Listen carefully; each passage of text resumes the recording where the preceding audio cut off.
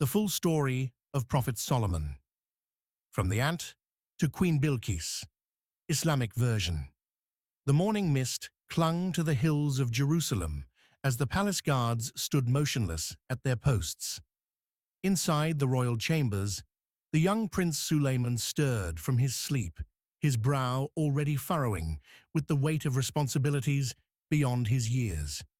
Even as a boy, he carried himself with the gravity of one destined for greatness, his piercing eyes missing nothing of the world around him.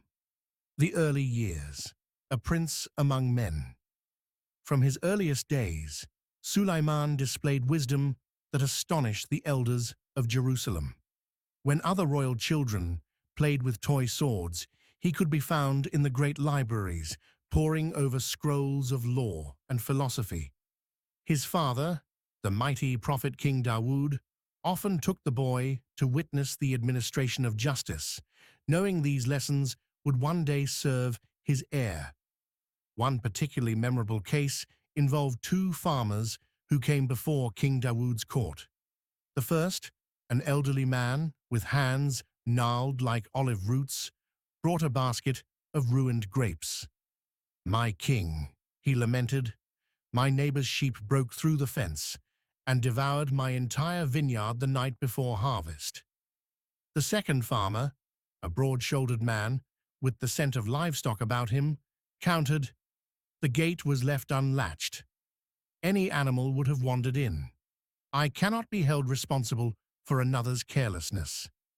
The court held its breath as young Sulaiman, then barely 12 years of age, stepped forward at his father's nod. His voice, though not yet deep, carried undeniable authority. "Father, let the sheep remain with the vineyard owner. Their wool and milk shall compensate him until the vines bear fruit again. Then the flock shall be returned, and both men made whole." The solution was so elegant, so perfectly balanced between mercy and justice, that the assembled wise men murmured in approval. Dawood's eyes shone with paternal pride and divine recognition. This was no ordinary child, but one blessed with heavenly wisdom. The weight of the crown. When the time came for Dawood to depart this world, the transfer of power was unlike any other in history.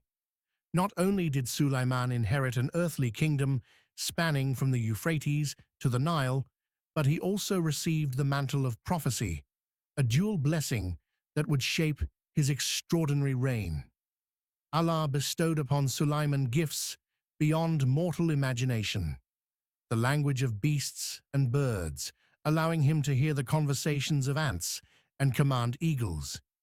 Dominion over the winds, which carried him across vast distances in the time it took other men to breakfast. Authority over the Jinn, those mysterious creatures of smokeless fire who became his builders and craftsmen. A kingdom of such splendor that even the greatest emperors of later ages would pale in comparison. The court held its breath as Sulaiman examined the treasures. His laughter rang through the hall like temple bells. "What? You offer me riches?" He spread his arms to encompass the splendors surrounding them. "What Allah has given me is greater than all your treasures. Return to your mistress and tell her. Soon I will send an army she cannot imagine." As the shaken envoys departed, Sulaiman turned to his council. "Who among you can bring me Bilqis's throne before she arrives?" A massive Jinn, with eyes like burning coals, stepped forward. His voice rumbled like distant thunder. "I will fetch it before you rise from your seat, O Prophet." But a pious man of knowledge, his face radiant with faith, spoke softly, "I will bring it in the blinking of an eye." Before the courtiers could draw breath, the magnificent throne of Sheba materialized before them, its golden lions seeming to snarl in the torchlight, its ivory inlays glowing like moonlight. Sulaiman, ever wise, ordered subtle changes made to the throne. The craftsmen worked through the night, altering the carvings just enough to test the queen's powers of observation. The queen's journey Bilqis, upon hearing her envoy's report, immediately prepared for the journey north. She selected 500 of her finest nobles and scholars to accompany her, along with 1,000 soldiers in ceremonial armor that gleamed like liquid silver. The journey took 3 moons, during which Sulaiman prepared his final test. He ordered his jinn to construct a courtyard paved with crystal-clear glass, beneath which water flowed with darting fish. The illusion was perfect. To the casual glance, it appeared to be a shallow pool. When Bilqis's procession finally reached Jerusalem, the city's splendor took her breath away. Towers of white stone rose like mountains, their banners fluttering in the breeze. But the true shock came when she entered the palace and saw what appeared to be a vast pool blocking her path to the throne. "Does your queen recognize this?" Sulaiman's vizier asked, gesturing to the altered throne at the hall's far end. Bilqis studied the magnificent seat, her sharp eyes noting every detail. "It resembles my throne, yet not exactly." The truth dawned upon her. This was indeed her throne, miraculously transported hundreds of leagues in an instant. She gathered her skirts to wade through what she thought was water, only to find her sandals meeting solid glass. The realization struck her like a physical blow. Here was power beyond human comprehension. The final submission, Sulaiman rose from his seat, his presence filling the hall. "Come forward without fear," he called. "It is solid glass." As Bilqis crossed the miraculous floor, the final pieces fell into place in her keen mind. Here was no ordinary king, but a prophet of the one true God. Falling to her knees, she whispered the words that would change her kingdom forever. "My Lord, I have wronged myself. I submit with Sulaiman to Allah, Lord of all worlds." The final lesson. When his time came, Sulaiman died as he lived, in service to Allah. He passed standing upright, leaning on his staff as he supervised the jinn at their labors.